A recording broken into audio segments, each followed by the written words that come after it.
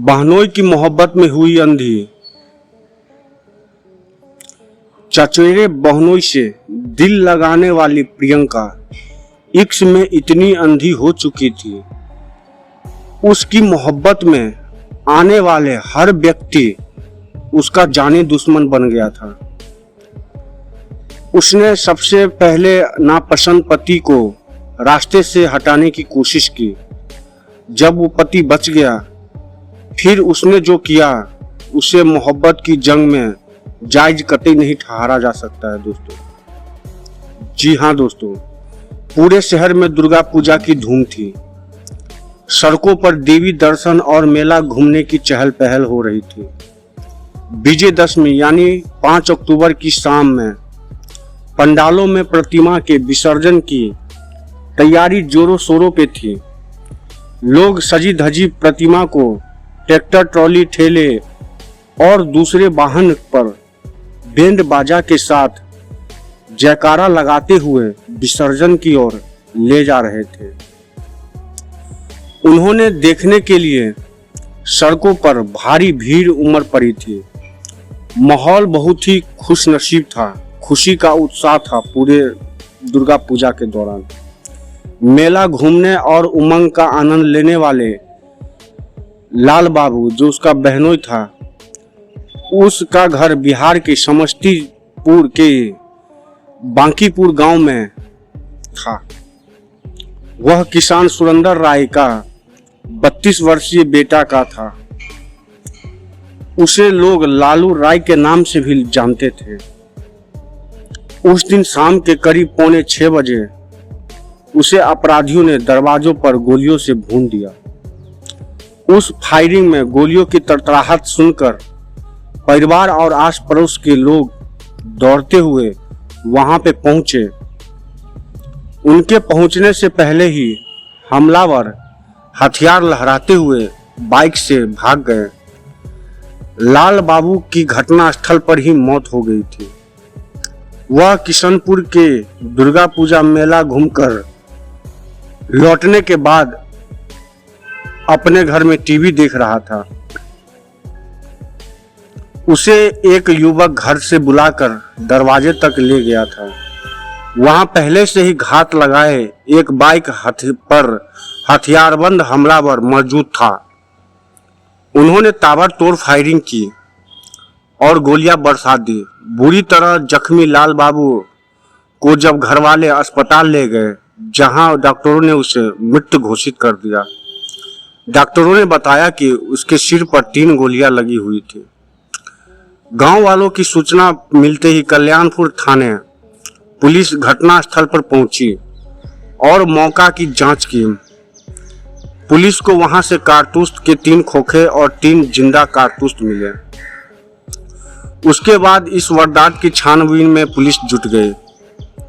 इस संबंध में लाल बाबू के पिता सुरेंद्र राय पर तहरीर पर 7 अक्टूबर 2022 को थाने में अज्ञात हमलावर के खिलाफ आईपीसी धारा 302-34, आईपीसी 27 आर्म्स एक्ट की तरह रिपोर्ट दर्ज कराई गई थी।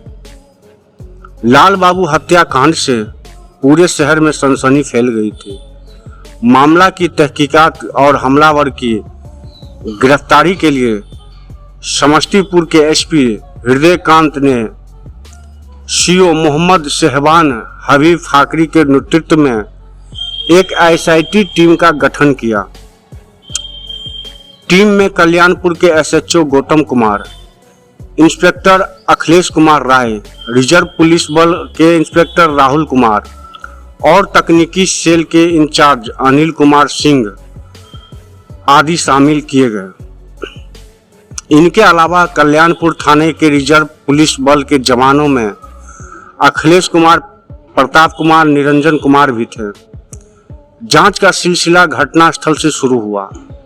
मृतक के घर वालों से पूछताछ करने के बाद हमलावरों तक पहुंचने का तमाम तकनीकी का इस्तेमाल किया गया। पुलिस टीम को जल्दी सफलता मिल गई। वारदात में 3 लोगों के नाम सामने आए, जिनमें एक युवती प्रियंका कुमारी का भी नाम था।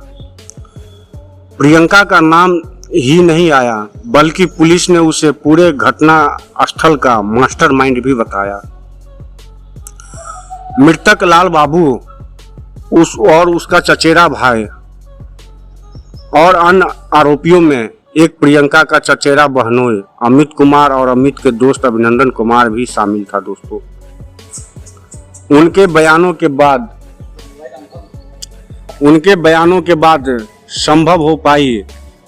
लोगों की हैरानी तब हुई जब वह मालूम पड़ा कि इस वारदात में अंजाम देने के लिए प्रियंका चचेरे बहनोई अमित कुमार से प्रेम करती थी, जबकि प्रियंका की शादी हो चुकी थी और अमित भी 2 बच्चे का बाप था। प्रियंका की शादी 1.25 साल पहले 25 जुलाई 2021 के दरभंगा जिले के रमौली गांव में किया गया था। शिक्षक राम पुकार राय के इकलौते बेटे विजय कुमार राय से उसकी शादी हो चुकी थी। उसका गौना भी नहीं हुआ था दोस्तों। उसके लिए परिवार वाले ने तारीख का योजना बना ही रहे थे, जबकि वह अपने शादी से खुश नहीं था। उसके माता पिता के अलावा परिवार में सभी को खुले तौर पर बता दिया गया था कि उसे पसंद पति नहीं है, पति उसको पसंद बिल्कुल नहीं है। इसका उसको कारण बताते वह परिवार के लिए चौंकाने वाला था, मगर अमान्य था। दरअसल वह अपने चचेरे बहनोई के प्रेम में पागल थी, जबकि जीजा और साली के बीच इस प्रेम को परिवार किसी भी सूरत में स्वीकारने वाला नहीं था। यह उसकी एक और सनक थी जिसने जो 2 जिंदगियों को खुशी और शांति में खलल पड़ सकती थी।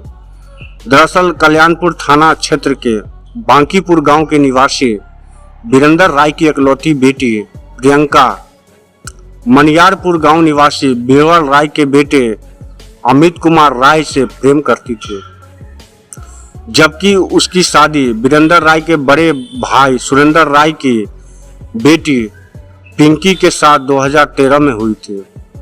इस तरह से प्रियंका रिश्ते में अमित की चचेरी साली लगती थी। दोनों किसान परिवार खुशहाल जीवन गुजर कर रहे थे।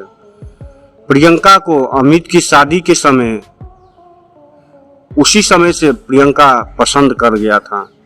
अमित भी चुलबुली और बिंदास साली पाकर खुद को खुदकिस्मत समझता था। शुरू में तो प्रियंका को हल्के में ले लिया, धीरे धीरे वह जब पसंद आने लगी और उसे महसूस किया गया तो प्रियंका ने उसे दिल में जगह बना लिया था दोस्तों। अमित 2 बच्चे का बाप था। पत्नी से उसे कोई शिकायत नहीं थी, फिर भी वह प्रियंका को चाहने लगा था। शायद ही कोई दिन ऐसा होता जब दोनों फोन पे बातें नहीं करते होंगे दोस्तों। कुछ नहीं तो दोनों व्हाट्सएप पर मैसेज भेज के एक दूसरे के दिल को तसल्ली देते थे। प्रियंका के परिवार में 2 बड़ा भाई, जबकि पिंकी 2 भाई और 4 बहनें थी। लाल बाबू पिंकी का छोटा भाई था। प्रियंका के बारे में लाल बाबू को मालूम था कि वह बहनोई से उसका प्रेम पसंद का मामला चल रहा है और पति को वो नापसंद करती है। यह बात उसने अपने चाचा को बताई और कहा कि जितना जल्दी हो सके वह पंडित से कहकर प्रियंका का दुरागमन का तारीख निकलवा ले। प्रियंका का पति लाल बाबू की बात को गंभीरता से लेते हुए दुरागमन की तारीख 5 अक्टूबर 2022 को तय कर दी। दूसरी तरफ प्रियंका इस तारीख को टालने की कोशिश में लगने लगी। इस तरह की खुराफाती योजना बनाने लगी। उससे तय हो गया कि पति को मौत का नींद सुलाने का उपाय किया जाए। इसके लिए उसने प्रेमी जीजा और अमित कुमार राय से संपर्क करके एक योजना बनाई। अमित इसके लिए तैयार हो गया और वो अपने दोस्त अभिनंदन के साथ मिलकर प्रियंका के पति विजय कुमार राय की हत्या की योजना बना ली। उन्होंने एक शूटर को बुलाया। अभिनंदन मुंगेर जाके घटना को अंजाम देने के लिए हथियार और कारतूस खरीद लाया। विजय की किस्मत अच्छी थी कि भारे के शूटर विजय कुमार की हत्या करने में सफल नहीं हो पाया, क्योंकि उसी रोज दुरागमन संबंधित बातें के सिलसिले में विजय कुमार अपने एक रिश्तेदार के यहाँ चला गया था। उसके बाद वह अपनी ससुराल भी आ गया। प्रियंका अपने उसे घर में देखकर अचंभित हो गई। उस वक्त प्रियंका मन मसोड़ के रह गई, क्योंकि उसकी योजना फेल हो चुकी थी। इसी के साथ वह भीतर ही भीतर लाल बाबू से खफा हो गई। योजना को विफलता के कारण चचेरे भाई को ही मान रही थी। वहीं उसके ससुराल भेजने की माता पिता पर दबाव बनाया हुआ था। पति के बच जाने के बाद उसी रात बहनोई अमित कुमार से मिलकर लाल बाबू को ही खत्म करने की योजना बना दी। अमित भी प्रियंका के प्यार में इस कदर अंधा हो चुका था कि वो अपने ही साले को मौत के घाट उतारने की योजना में शामिल हो गया। अब प्रियंका और अमित का जानी दुश्मन लाल बाबू बन हो चुका था। उसे रास्ते से हटाने के लिए नए सिरे से एक योजना बनाया। प्रियंका के कहने पर अमित, अभिनंदन और बड़े भाई शूटर पूरे तैयारी के साथ 5 अक्टूबर की शाम लाल बाबू के घर के पास जाकर पहुंचे। वो बाइक से गए थे। अमित और शूटर बाइक पे ही बैठे थे, जबकि अभिनंदन और लाल बाबू के घर जाकर दरवाजा खटखटाया। जैसे ही लाल बाबू घर से बाहर निकला, वैसे ही शूटर दनादन 3 गोलियां चला दी। उसका निशाना अचूक था।